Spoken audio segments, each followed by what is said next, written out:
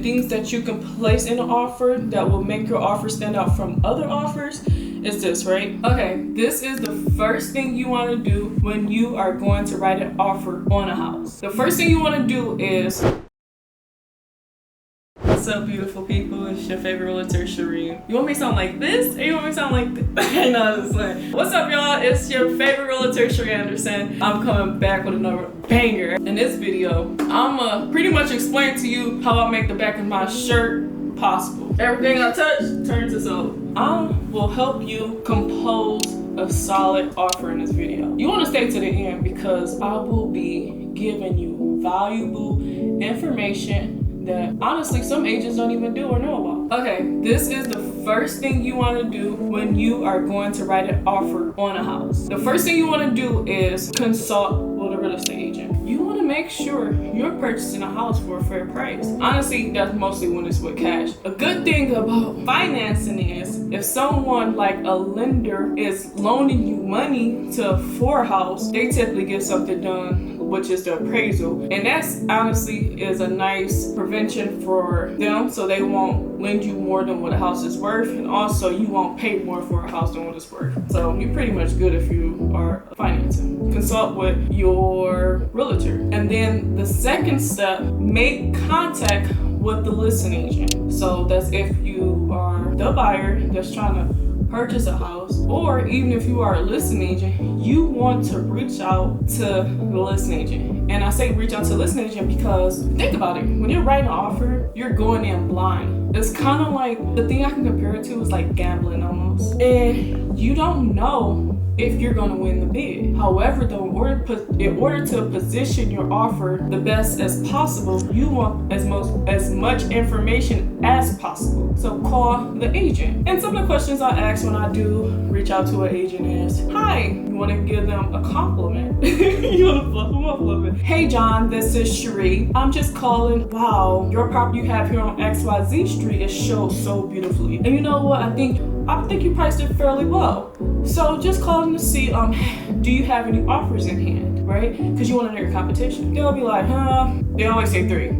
That's the magic number. I don't know why they say 3. I say 3 sometimes too.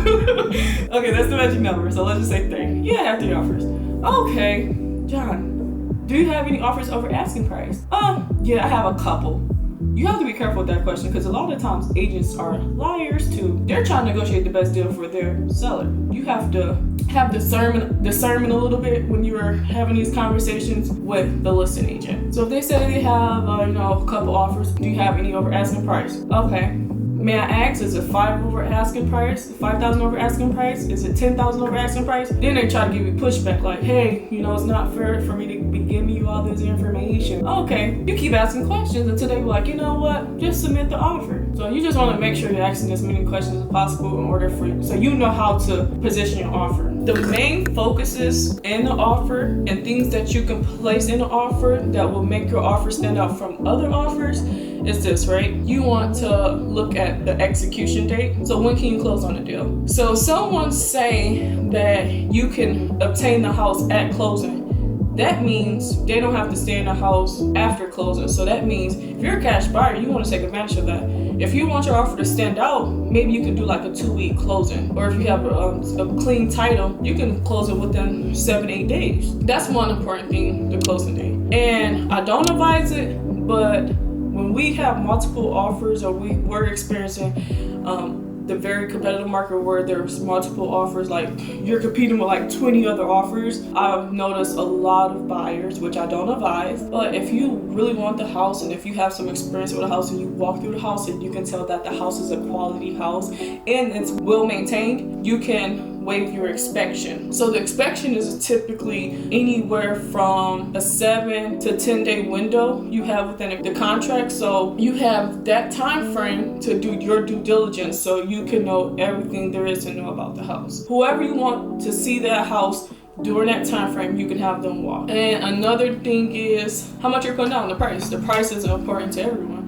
You want a strong offer, pay a little bit more, right? If there's no competition, I wouldn't advise you to go in at asking price. If there's no competition and the house been sitting on the market for 15 to 30 days, I would typically lowball. That's just me personally. Submit the offer, whatever you feel. I always ask my client, how much do you think this house is worth to you? If it's worth for you to pay underpriced, if you probably don't think it's worth asking price, submit the offer you feel comfortable with. At least get that conversation started with the agent. You have reached out to them, you have some type of rapport with them, then that's how you get an offer accepted. Make sure you look at the terms in the offer, the price, the closing date, the inspection period, the appraisal period, things like that is things that you can alter within the contract or modify within a contract to make your offer more appealing to sellers. When you're proposing an offer, you want to make sure you have some type of proof or documentation as to how much you can really afford. This is the number one questions once you submit an offer. The listing agent will ask you, do you have some type of documentation or proof that the buyer can afford this house? So if you're a cash buyer, you typically have to pretty much get a letter from your banking institution so they can be like, hey, this person can qualify for a house that is this amount. And it's kind of like a pre-approval letter as well. So if you're going through a lender, you have a pre-approval letter. And what that pre-approval letter is pretty much saying how much you can afford. Typically you'll have the down payment amount on there, and then also how that pre-approval was verified. That's really important because with a pre-approval, you want to make sure you have the proper documentations verified through the lender in order to make you a willing and able buyer. Okay, and you guys remember when it was like maybe 20, 30, 40 offers for one house, right? And you remember like people were like writing letters like, hey, dear owner, you should accept my offer because of X, Y, and Z. Or honestly, listing agents and sellers don't want to see that. You don't have to write a letter expressing how much you really want the house. I mean, those days are over. So I'm gonna retract that a little bit. Probably 6 months ago, I told my client to write a letter to the seller because he wasn't responding to his agent. So I guess each situation is circumstantial. Another good way that you can make your offer get accepted is that, you can play around with the down payment. If you can afford to put down a stronger down payment, sometimes that will make you look like a stronger buyer compared to someone else that has a lower down payment. And also when you're putting down the earnest money deposit, it just shows that your seriousness to purchasing a house. So even if you put down a stronger earnest money deposit, that shows you're serious about the house. And then typically, if things don't go right, you can get that back if you don't reach your contract, and that's a whole nother story. So if you want me to go in depth with explaining the earnest money deposit, because a lot of times, especially first-time home buyers, they don't understand what that is, I'll love to like drop another video and not just explaining like the EMD. Other ways to get your offer accepted is to be flexible with your time. If a seller needs to occupy the house after closing, have some flexibility with that. Give them 30 days after closing to stay in the property rent-free. That's how your offer can be very competitive from other offers. And then you can go up either to 90 days or whatever you and the seller agree upon and you both feel comfortable. And then this is a good one. So if you're in like this crazy competitive situation and if you really want this house, offer to pay some of the seller's closing costs. Because what sellers want to do is net the most amount of money. So if you just say, hey, if you have the means to, I would like to offer to pay your closing costs or even pay like the agent's commission. It's up to you. It's just another creative way of getting your offer accepted. Oh, and then this is a good one. Honestly, because of year-to-date inventory is still low, if the house is up to date in a desirable area and it's priced just right, you're gonna be in a multiple offer situation. There are gonna be a lot of buyers that is willing to pay top dollar for a house that is already updated or newer because of the convenience, right?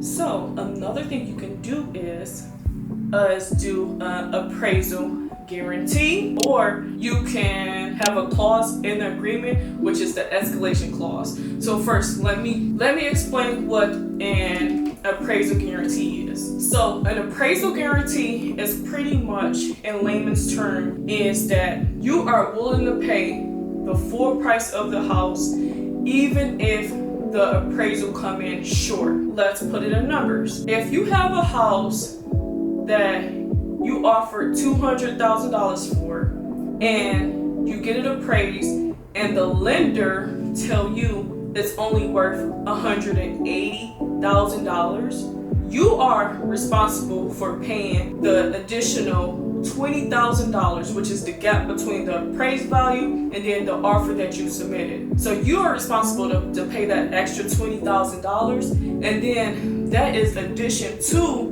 what you already have established for the down payment and then the closing costs, which is already in the contract as well too. So that is pretty much an appraisal guarantee. Now, what an escalation clause is, it's pretty much like an appraisal guarantee. You're guaranteeing the seller that you're going to pay the offer price for a house in addition to another $3,000 or $4,000 over the highest and best offer. So let me explain this to you in layman's terms as well too. So if you submit an offer for $200,000 on a house and there is another buyer that's willing to pay $205,000 from the house, but you have an escalation clause in the contract saying that you're willing to pay $3,000 more over the highest and best offer, then that means that you have to go up to the highest offer that's most comparable to yours, which is the $205,000,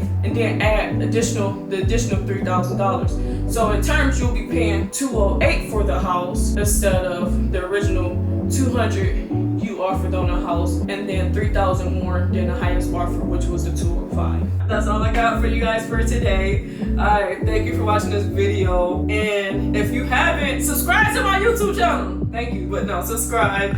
Tell a friend, right? Because my business is based on like referrals, word of mouth, you know. Tell a friend about this video. It can help someone, especially if they're a first-time home buyer. And if you just enjoy hearing me speak, hit that notification bell so you can know when I post more content. Until the next video, I hope you have a wonderful day.